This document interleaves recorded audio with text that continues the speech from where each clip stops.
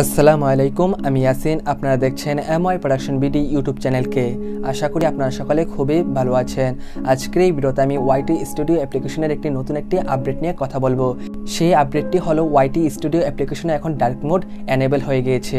আমরা এখন YT studio অ্যাপ্লিকেশনে ডার্ক মোড ব্যবহার করতে পারবো।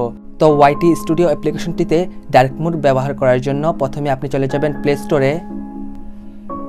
এরপর এখানে সার্চ বারে সার্চ দিবেন ওয়াইটি স্টুডিও। অ্যান্ড আপনার ওয়াইটি স্টুডিও অ্যাপ্লিকেশনটাকে যদি এখনও পর্যন্ত আপডেট না করে থাকেন, সিম্পলি আপডেট করে নেবেন। আপডেট করা হয়ে গেলে এখান থেকে আপনি ওপেন করে ফেলবেন। তো এখন আপনি হয়তো দেখতে পাচ্ছেন আমার ওয়াইটি স্টুডিও অ্যাপ্লিকেশনের ডার্ক মোড এনেবল নেই। তো এনেবল করার জন্য সিম্পলি আপনি উপর থেকে আপনার লোগোর উপরে ক্লিক করবেন। এরপর এখান থেকে সেটিংসে ক্লিক করবেন। অ্যান্ড এখান থেকে যদি আপনি নিচের দিকে লক্ষ্য করেন তাহলে এখানে দেখতে পারবেন ডার্ক থিম বলে একটা অপশন।